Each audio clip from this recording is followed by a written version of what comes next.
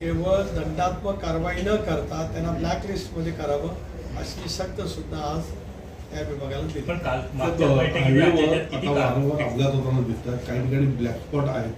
तर याची म्हणजे आता परवाच्या दिवशी 3 अपघात झाले, त्यामध्ये एक आता जीव गेलेला. या ब्लॅक स्पॉटवर कायमस्वरूपी अपघात होतात, त्याच्याकडे त्यांचं लक्ष वेधलेलं आहे. आज मी तुम्हाला पाहिजे तर प्रेझेंटेशन जाताना देईन.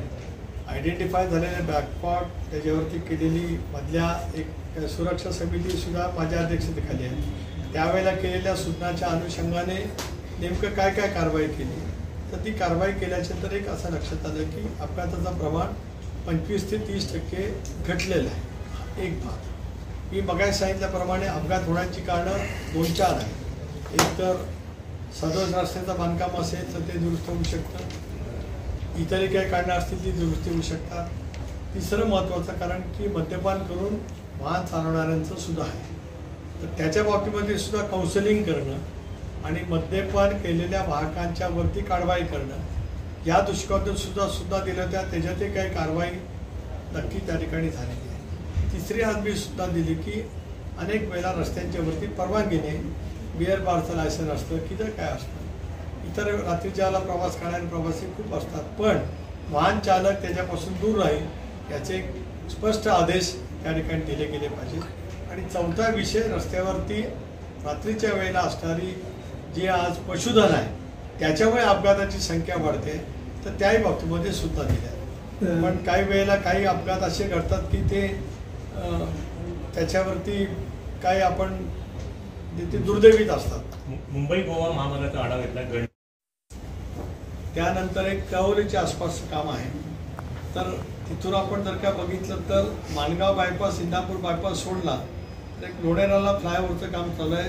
अदरवाईज थेट जवळपास सावर्ड्यापर्यंत रस्ता झाला आणि सावर्ड्यापासून संगमेश्वर पण झाला आहे, संगमेश्वरपासून पुढचा रस्ता रखडलेला आहे. त्यामुळे आज आम्ही त्यांना सूचना दिल्यात की ज्या ठिकाणी फ्लायओव्हरचे काम चालू आहे त्याच्या बायपासचे रस्ते आत्ता पावसाच्यामुळे जे नादुरुस्त झाले ते सुटसुटीत आणण्यासाठी त्यांनी ताबडतोब उपाययोजना त्या ठिकाणी करावी.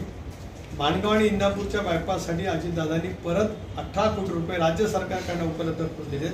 काल ती माणगावला आढावा बैठक घेऊनच मी खेडला आलो, तर ती कामं आता सतत सुरू करण्याचा आम्ही प्रयत्न करतो आहोत, जेणेकरून गणपतीच्या वेळेला येणाऱ्या गणेश भक्तांच्या वाहतुकीच्या कोंडीला कसा कमी होईल याचा प्रयत्न होईल. पण काम यावर्षी पूर्ण होत नाही हे सत्य काय नाकारता येत नाही. राहिलेलं काम लवकरात लवकर कसं पूर्ण करता येईल या दृष्टिकोनातून आमचाही पाठपुरावा आहे. तटकरे साहेब, डीपीडीच्या धर्तीवर दिशाही समिती एखादा असेल असं मला वाटतं. खरोखरच खासदार, आमदार, सर्व सदस्य सगळे हजर असतात का या बैठकीला? होते ना, आज सगळे लोकनियुक्त जे सदस्य होते ते हजर होते.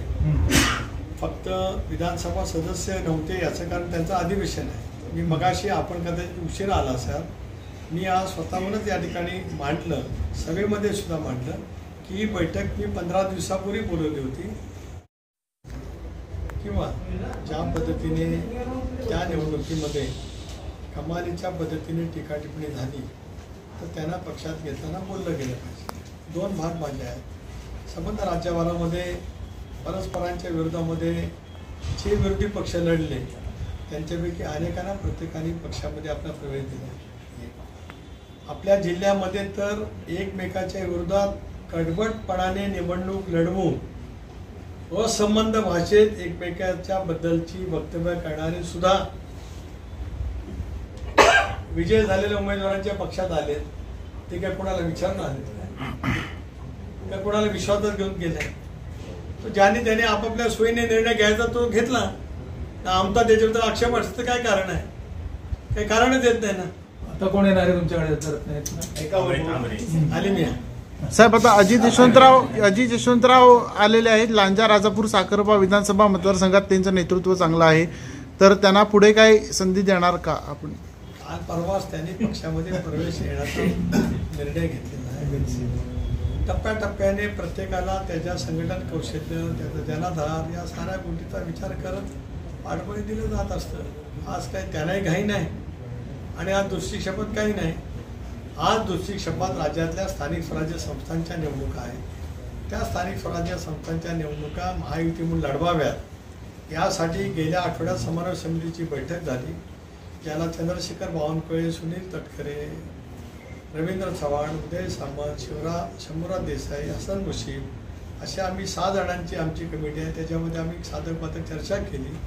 पण ज्या वेळेला निवडणुका दृष्टिक्षेपात येतील त्यावेळेला स्थानिक स्वराज्य संस्थांच्या निवडणुका महायुती म्हणून कशामध्ये लढता येतील याची आम्ही चर्चा त्या ठिकाणी करू.